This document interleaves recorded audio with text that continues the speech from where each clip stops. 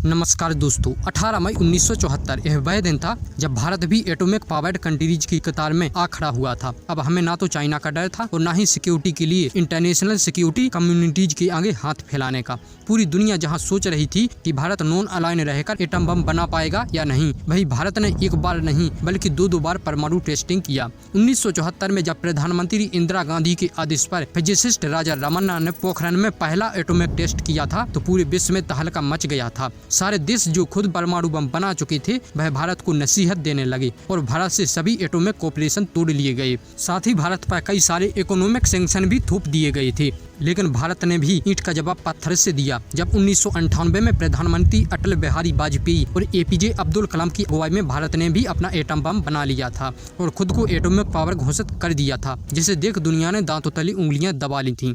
Today at 15:45 hours, India conducted 3 underground nuclear tests in the Pokhran range.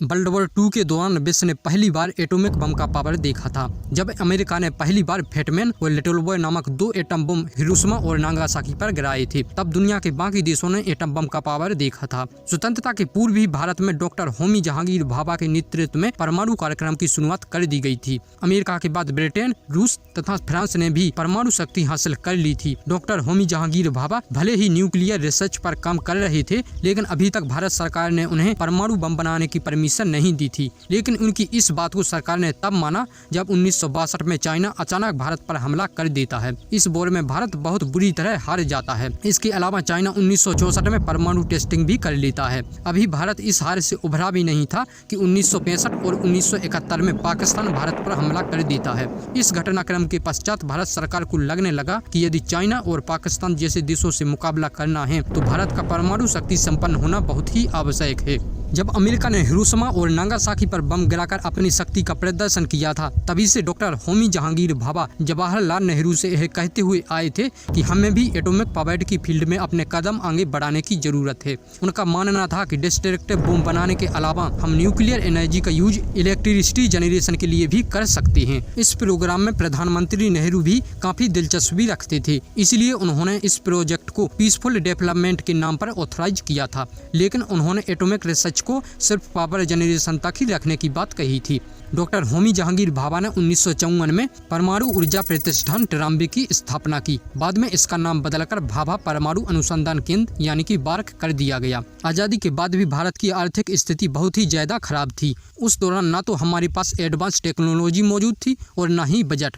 Bharat की आधी से ज्यादा आबादी गरीब थी। अब अमेरिका ने 1945 में ही परमाणु बम बना लिया था, उसके बाद रसिया ने 1949 में, और फिर तो एक प्रकार से होड़ शुरू हो गई बम बनाने की। और फिर ब्रिटेन, फ्रांस और चाइना, इन 5 देशों ने सबसे पहले बम बना लिया था। अब दुनिया में 5 ऐसे देश थे जो घातक न्यूक्लियर टेक्नोलॉजी से किसी भी देश को तबाह कर सकते थे। भारत भले ही इस लिस्ट में शामिल नहीं था, लेकिन दुश्मन देश चाइना के इस लिस्ट में शामिल हो जाने से भारत पर भी प्रेशर बन गया था कि वह अपने डिफेंस टेक्नोलॉजी को दुरुस्त करे, क्योंकि 1962 के दौरान भारत और चाइना के बीच हुए युद्ध में भारत बहुत बुरी तरह हारा था और हमारे हजारों जवान शहीद हो गए थे। देश की इकोनॉमी लड़खड़ा गई थी और ताकतवर होता पड़ोसी देश ने भारत को यह सोचने पर मजबूर कर दिया था कि ऐसी ही स्थिति रही तो चाइना के साथ अगली लड़ाई भारत के लिए महंगी साबित हो सकती है। सिक्योरिटी के इसी खतरे की वजह से अब भारत ने भी अपने कदम न्यूक्लियर वेपन्स की ओर मोड़ लिए थे। इसके अलावा भारत पाकिस्तान युद्ध भी भारत के पहले परमाणु परीक्षण की एक बड़ी वजह बनी थी। हालांकि अपने टाइम में प्रधानमंत्री नेहरू ने न्यूक्लियर प्रोग्राम की पीसफुल डेवलपमेंट को मंजूरी दी थी, लेकिन उन्होंने यह भी कहा था कि भारत कभी भी परमाणु बम नहीं बनाएगा। उनका यह फैसला जल्द ही बदल गया जब सत्ता की बागडोर लाल बहादुर शास्त्री के हाथों में आई। इसी दौरान भारत सरकार पर भी यह दबाव बनने लगा कि हमें जल्द से जल्द न्यूक्लियर वेपन्स बनाने होंगी। वहीं दूसरी तरफ रसिया, यूके, यूएस, फ्रांस और चाइना ने नॉन प्रोलिफरेशन ट्रीटी बनाई। इसमें कहा गया कि एनपीटी के मेंबर्स न्यूक्लियर वेपन्स टेक्नोलॉजी को बढ़ने से रोकेंगे। उनका यह भी कहना था कि यह देश अब किसी भी दूसरे देश को यह खतरनाक हथियार नहीं बनाने देंगे। एनपीटी की इस दोहरी नीति से भारत नाराज हो गया और इस ट्रीटी पर भारत ने साइन नहीं किया और यह निश्चय कर लिया कि भारत भी अब न्यूक्लियर वेपन्स बनाएगा। इसी बीच लाल बहादुर शास्त्री की मृत्यु हो जाती है और इसके बाद सत्ता की कमान आती है इंदिरा गांधी के हाथों में। उन्होंने भी फैसला कर लिया था कि भारत एटम बम बनाने पर काम जारी रखेगा। 1972 में जब प्रधानमंत्री Indira Gandhi Bhabha atomic research centre के दौरे पर गई थी, तभी उन्होंने न्यूक्लियर बम के प्रोजेक्ट को ग्रीन सिग्नल दे दिया था। इस प्रोजेक्ट पर वेस्टर्न कंट्रीज की पैनी नजर थी। कोई भी देश यह नहीं चाहता था कि भारत परमाणु संपन्न देश बने। इन सब चुनौतियों के बावजूद एटम बम बनाने का काम 2 टीमों को सौंपा गया था, जिसमें पहली टीम को बार्क यानी कि भाभा एटॉमिक रिसर्च सेंटर के डायरेक्टर राजा रमन्ना लीड कर रहे थे, जबकि दूसरी टीम को लीड करने का जिम्मा DRDO के डायरेक्टर BD नाग चौधरी को सौंपा गया था। इसके अलावा PK अयंगर और राजगोपाल चिदम्बरम जैसे वैज्ञानिक भी इस प्रोजेक्ट में शामिल थे। 75 वैज्ञानिक और इंजीनियरों की टीम ने 1967 से लेकर 1974 7 साल जमकर मेहनत की, लेकिन इस प्रोजेक्ट की जानकारी केवल कुछ ही लोगों को थी। मिशन की सीक्रेसी को बरकरार रखने के लिए डिफेंस मिनिस्टर और होम मिनिस्टर तक को इसकी इंफॉर्मेशन से बाहर रखा गया था। जैसे जैसे प्रोजेक्ट कंप्लीट होता गया, वैसे वैसे इसे बनाने के लिए साइंटिस्ट को काफी मुश्किलों का सामना भी करना पड़ा। आखिरकार कड़ी मेहनत के बाद इसे बनाकर तैयार कर लिया गया था। टेस्टिंग के लिए साइंटिस्ट की पहली प्रेफरेंस पोखरण रेंज थी, क्योंकि टेस्टिंग ऐसे इलाके में की जानी थी जहां आसपास कोई आबादी ना हो, और यह सभी कंडीशन राजस्थान के थार डेजर्ट पर एप्लीकेबल होती थी। इसलिए जैसलमेर और जोधपुर के बीच मौजूद पोखरण को ही टेस्टिंग साइट के तौर पर चुना गया था।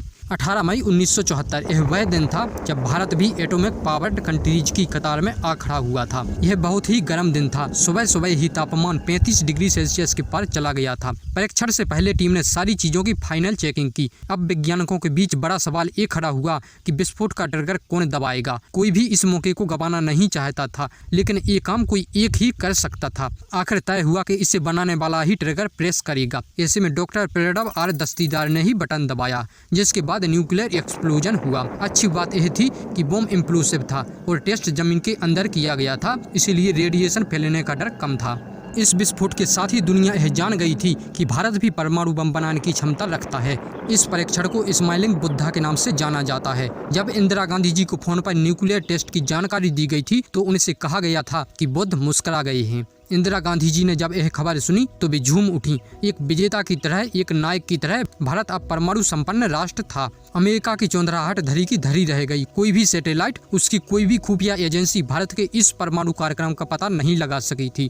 भारत ने पहला परमाणु परीक्षण तो कर लिया था, लेकिन इसके बाद अमेरिका समेत कई विकसित देशों ने भारत पर कड़े प्रतिबंध लगा दिए थे। उनका कहना था कि भारत के परमाणु परीक्षण से दुनिया में परमाणु हथियारों के बनाने की होड़ शुरू हो सकती है। कई राष्ट्रों का मानना था कि भारत खुद 60 के दशक से NPT का समर्थन करता आ रहा था, और अब भारत ने ही खुद परीक्षण कर इस संधि का मजाक बना दिया था। यहाँ पर इंदिरा गांधी ने अपना पक्ष रखते हुए कहा, भारत का इरादा न्यूक्लियर वेपन्स को बनाने का नहीं था। यह केवल एक पीसफुल एक्सप्लोजन था, जो कि फिशन टेस्ट था। हालांकि जरूरत पड़ने पर भारत न्यूक्लियर वेपन्स बना सकता है, लेकिन हमारा मकसद न्यूक्लियर वेपन्स को केवल पीसफुल पर्पस के लिए इस्तेमाल करना है। भारत ने पहला परमाणु परीक्षण तो कर लिया था, लेकिन इसके बाद दुनिया के शक्तिशाली देश भारत पर CTBT यानी कि comprehensive nuclear test ban treaty sign करने का दबाव बनाने लगी। भारत के सामने स्थिति चुनौतीपूर्ण थी। चीन पाकिस्तान को बेधड़क न्यूक्लियर तकनीकी सप्लाई कर रहा था। इसके अलावा पश्चिमी देश भारत से सालों से नाभिकीय अप्रसार संधि यानी कि NPT पर हस्ताक्षर करने को कह रहे थे, जिसका अर्थ था कि इंडिया परमाणु हथियार बनाने की कोशिश भी नहीं कर सकता था। साथ ही Bharat nuclear supplier group NSG का सदस्य भी नहीं था, यानी कि भारत को दुनिया का कोई भी देश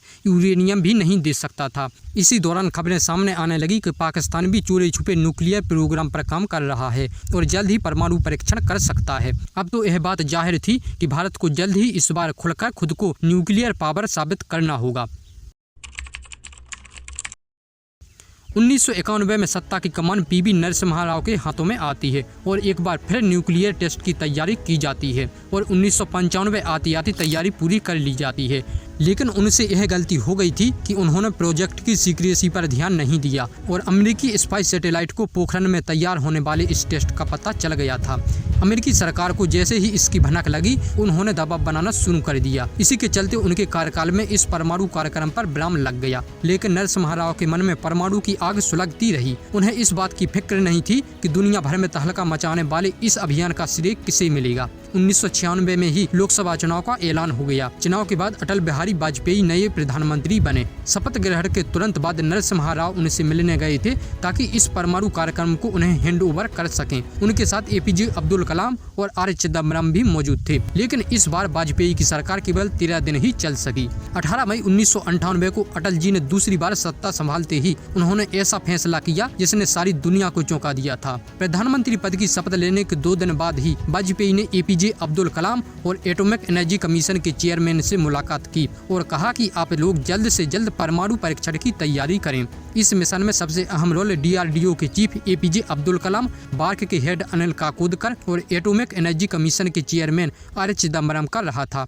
लेकिन भारत के सामने सबसे बड़ी चुनौती थी मिशन को गुप्त रखना। अमेरिकी सैटेलाइट बाज की तरह आसमान में मंडरा रही थी। दरअसल पोखरण एक खुला रेगिस्तान था जहां पर छोटी से छोटी हरकत भी पकड़ी जाती थी। ऐसे में न्यूक्लियर टेस्ट को अंजाम देना एक बहुत ही चैलेंजिंग काम था।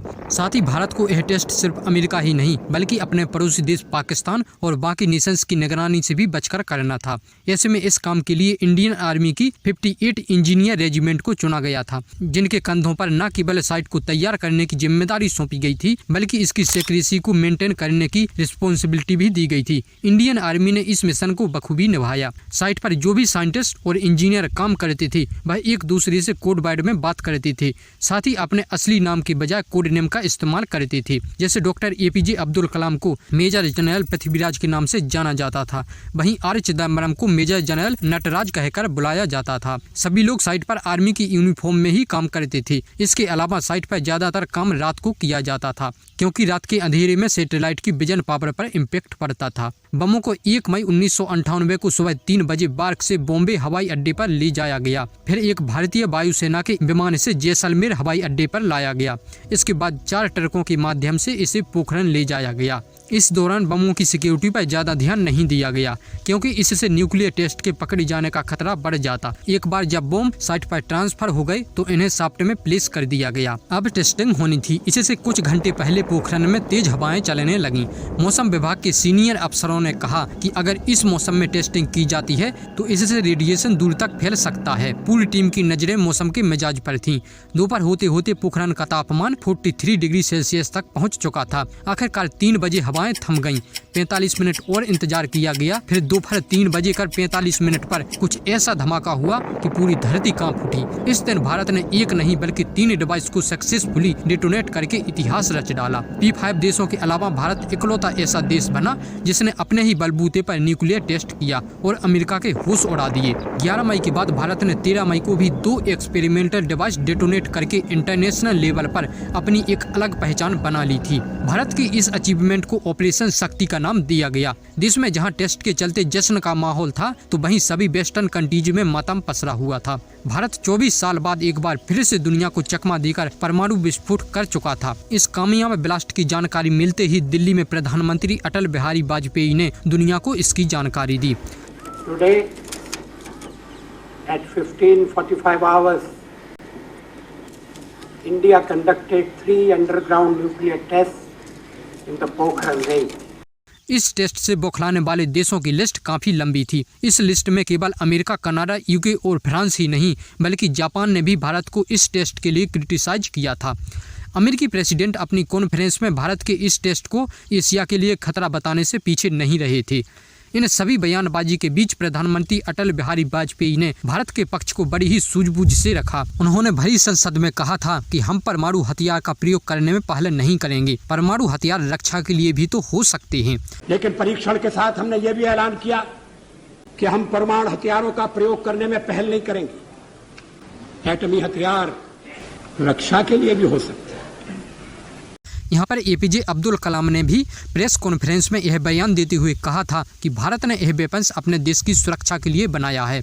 इतिहास उठाकर देख लें तो आज तक भारत ने कभी किसी देश पर कब्जा करने की कोशिश नहीं की है, बल्कि इसके विपरीत दूसरे देशों ने भारत पर ही आक्रमण किया है। ऐसे में हमारा यह हथियार भारत की सिक्योरिटी को ध्यान में रखकर बनाया गया है। तो इसी के साथ हम आपसे विदा लेते हैं। अगली बार फिर मिलते हैं ऐसे ही किसी इंटरेस्टिंग स्टोरी के साथ। आपको हमारा यह प्रयास कैसा लगा कमेंट सेक्शन में जरूर बताएं। वीडियो अच्छी लगी हो तो लाइक शेयर जरूर करें और चैनल को सब्सक्राइब करना ना भूलें। धन्यवाद।